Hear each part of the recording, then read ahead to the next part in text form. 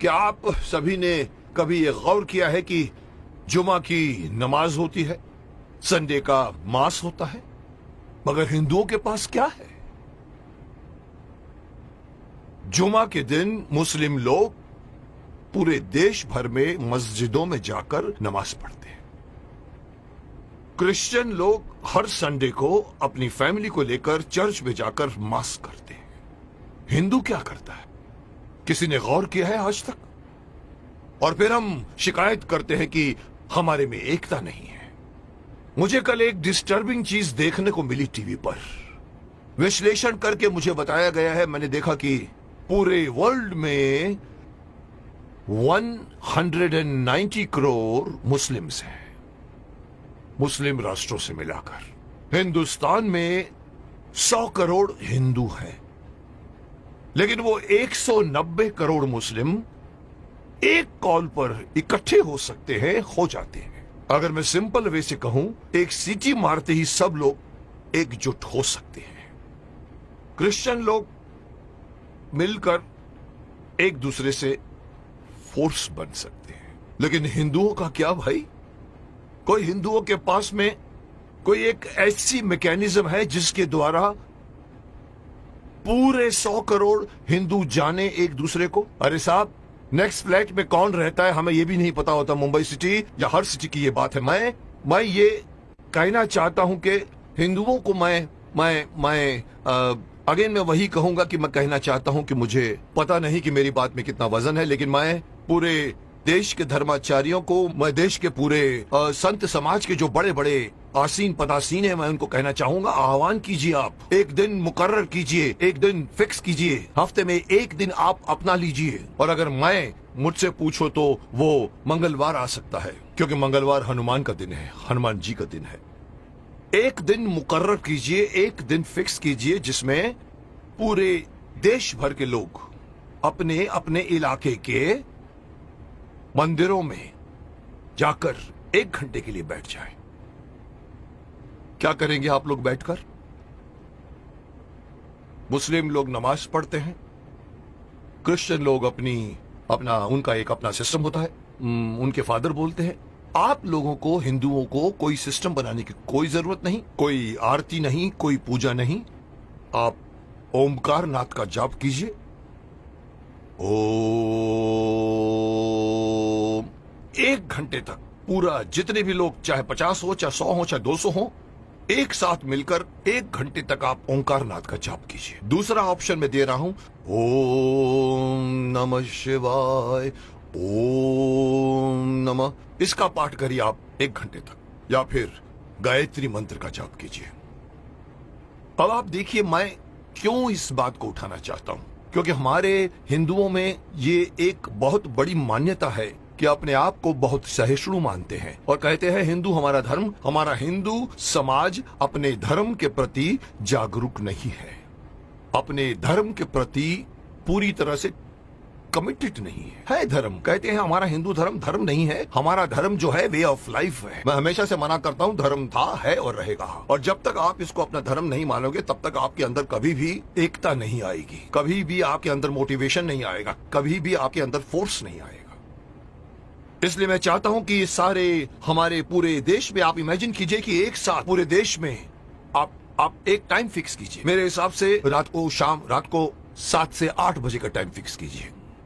सब लोग अपना अपना काम छोड़कर अपने नजदीक के मंदिर में जाएं, 1 घंटा बैठें और 1 घंटा बैठ के अपनी सभा होगी, जिसका नाम मैं सजेस्ट करना चाहता हूं। हो सकता है नाम इसका मंगल धार्मिक सभा हो सकती है, या मंगल धार्मिक मिलन हो सकता है, या मंगल धार्मिक मिलाप हो सकता है। आप लोग वहां जाइए। हर हिंदू, मैं अगेन बात करना चाहूंगा, इसमें बौद्ध भी आ जाते हैं, सिख भी आ जाते हैं, जैन भी आ जाते हैं, उनको भी आना पड़ेगा, उनको भी साथ में आना पड़ेगा, क्योंकि 100 करोड़ में उनकी गिनती होती है। उन सब लोगों को अगर ये आदत पड़ जाए, हर मंगलवार रात को 7 से लेके 8 बजे मुझे अपने परिवार वालों को लेकर, साथ में बच्चों को लेकर जाइए और मंदिर में जाके बैठ जाइए। एक मेडिटेशन की तरह से आप लोग बैठकर वहां पर एक सभा कीजिए।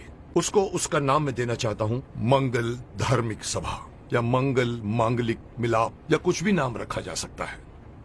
जैसे मुस्लिम कैसे नमाज कहते हैं, क्रिश्चियन उसे मास कहते हैं, आप उसे मंगल मिलाप कह सकते हैं। वहां आइए, आप देखेंगे आपका पूरा देश, आपके पूरे देश के 100 करोड़ हिंदू कितनी जल्दी एक दूसरे के साथ एकजुट हो जाएंगे, जिसका इस वक्त, इस कॉन्टेम्पररी आजकल आप देख रहे हैं जिस तरह के माहौल बन रहे हैं, उसमें हमारे हिंदुओं पर लोग एक तरह से हंसते भी हैं। उनको पता है कि ये लोग कोई मिलने वाले नहीं हैं। लेकिन अगर ये होना शुरू हो जाएगा तो आप सही अपने इर्द गिर्द के लोगों को सिर्फ जानोगे नहीं, पहचानना शुरू कर दोगे। जैसे कि मैंने कहा कि सिटीज में पता भी नहीं होता कि नेक्स्ट फ्लैट में कौन रहता है। इस बहाने आप आइए, बाहर निकल कर आइए, अपनी ड्यूटी मान कर आइए। मैं हर हिंदू को कहना चाहूंगा, और इसके लिए मेरी बात नहीं, मैं बड़े बड़े जो हमारे धार्मिक हमारे जो संत हैं, गुरु हैं, उनको मैं आह्वान करना चाहूंगा कि आइए आगे और अनाउंस कीजिए कि हर मंगलवार को 7 बजे से 8 बजे हर हिंदू को किसी नजदीकी मंदिर में जाकर 1 घंटा बैठकर आपको मेडिटेशन करना पड़ेगा। जो बैठेगा उसको भी फायदा होगा, क्योंकि मेडिटेशन में बहुत ताकत है। और दूसरा फायदा यही है कि आप लोग मिलोगे, एकता करोगे। और इस वक्त हिंदू समाज का एकता में आना बहुत ही अत्यंत आवश्यक है। मैं नहीं बताना चाहता, लोग सब समझते हैं कि मैं क्या बोलना चाहता हूं, लेकिन हिंदू समाज बटा हुआ है। जुट और नंबर्स में ताकत होती है। ये हिंदू से निकलकर सिख, ये बौद्ध, ये जैन, इस बहाने साथ में आइए, क्योंकि आप पहले हिंदू हैं, उसके बाद में आप सिख हैं, उसके बाद में आप बौद्ध हैं, उसके बाद में आप जैन हैं। मेरी एक छोटी सी गुजारिश है कि मैं अपनी तरफ से सलाह देना चाहता हूं कि देश भर में कुछ ऐसा कानून बनाया जाए। ये कानून के दायरे में हो या पता नहीं धार्मिक दायरे में हो, लेकिन ये किया जाए, और तब जाकर दोबारा कोई ये नहीं कह सकेगा कि 100 करोड़ हिंदू बटे हुए हैं। क्योंकि हर मंगलवार को एक मांगलीय रूप से मिलते हैं और एक दूसरे के साथ आप बातें कीजिए, मिलते रहिए, लोग एक दूसरे को पहचानना शुरू कर दोगे, जो कभी नहीं करते आप। अंत में मैं हर हिंदू को इस बात से आगाह करना चाहूंगा कि अगर आप अपना फायदा चाहते हैं, अपने देश की भलाई चाहते हैं, अपने समाज की, अपने परिवार की भलाई चाहते हैं, तो एक होइए। और इससे आगे बढ़कर एक और बात कहना चाहूंगा कि धर्म को धर्म मानिए, यह मत कहिए कि वे ऑफ लाइफ है। और तीसरी बात, अपने बच्चों को अपने धर्म में इन्वॉल्व कीजिए। मैं अक्सर देखता हूं कि माँ बाप मंदिर में जा रहे होते हैं और छोटे बच्चे मम्मी से कहते हैं कि मम्मी मम्मी मम्मी मेरी सहेली मुझे खेलने के लिए बुला रही है, और माँ कहती जा। मत कीजिए आप। उस बच्चे का हाथ पकड़िए और बोलो चलो इस वक्त मंदिर जाना है। ये हर मुस्लिम करता है, ये हर क्रिश्चियन करता है, हिंदू क्यों नहीं करता?